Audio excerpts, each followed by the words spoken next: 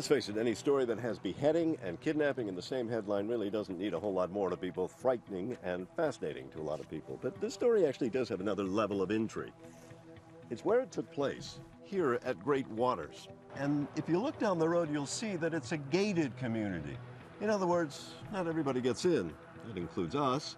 And it has its own private security force. But the neighborhood does have a back entrance, a really big one. And here it is, all 1,904 plus acres of it. They call it Lake Oconee.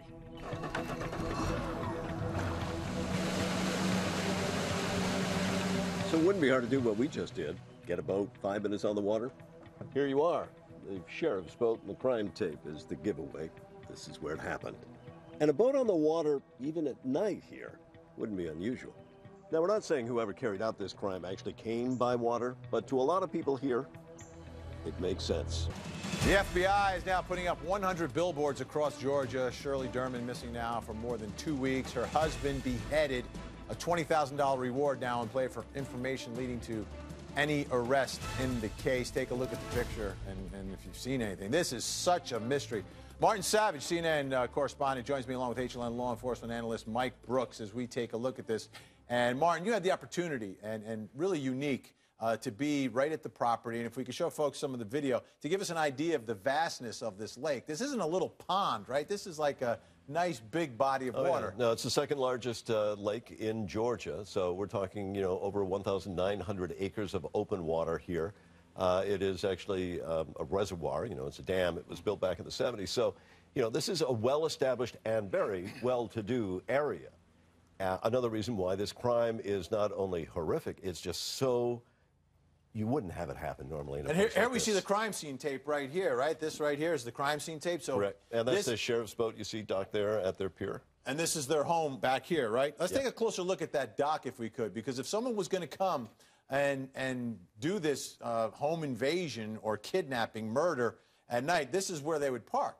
Right. I mean, initially, when you approach this community, you think, boy, it'd be pretty tough for anybody to get in. It's got guards. It's got, a front gate that everybody has to pass through and be cleared. So it looks very secure. But then immediately when you go to the backyard, you go, holy cow. And then right from there, you get right into the house. Yeah, there's a wide open space. They're not 5 minutes by a small boat ride to get from, say, where you could rent a boat to their backyard. And it's easily done.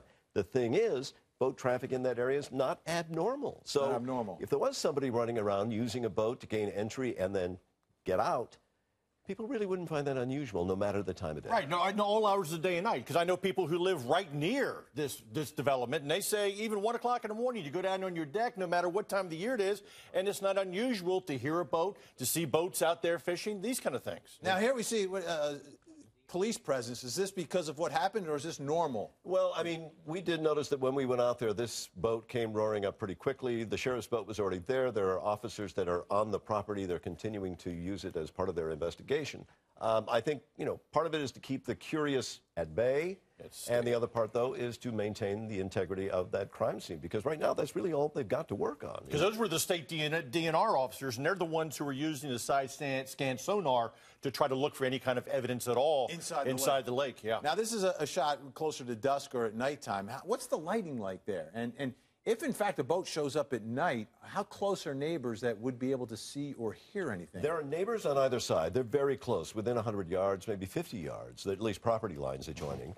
As you see, people have outdoor areas. The weather then, I believe, was mild, so it's possible people could have been sitting out. Again, assuming that we're talking regular hours. If it's 3 o'clock in the morning, different matter. But still, on the lake, there could be people coming back from maybe a late-night dinner over at the Ritz-Carlton, which is on the same body of water, or maybe fishing. They wanted to do some night fishing.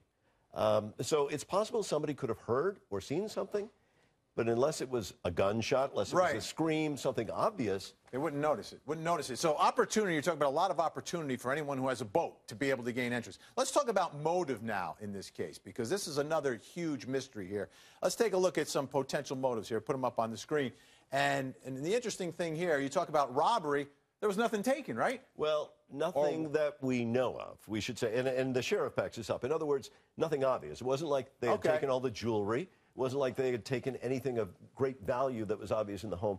But there's always the possibility there could have been something in the home that authorities were unaware of.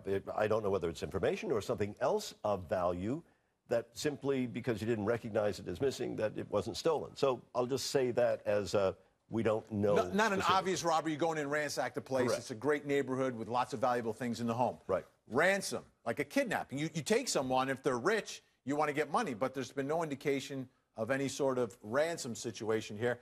The son's murder, I spoke to the sheriff about that. They say there's no connection there, Mike. Right, it was a drug level street, buy of cocaine over in northeast Atlanta, which is still an area where they have street level narcotics activity. Now, another thing, ripping up social media on this, is that it's a mob hit, right? They're originally from New Jersey, so of course they stereotype people like me from New Jersey and they say mob hit. But again, that's being discounted, isn't it? It is. The sheriff says that there is no indication that they have found that there is any connection to organized crime.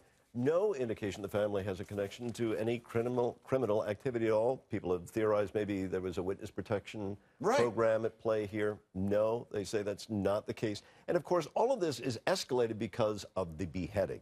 The beheading is a very vicious and unusual aspect to this. It's like you're sending a message and you took the head. Right. Anything at all with their business dealings? Because we're hearing their business dealings were mostly down in Jacksonville, Florida. Anything at all to that? I mean, they made their money, according to the background, in the fast food industry. They owned a number of fast food restaurants.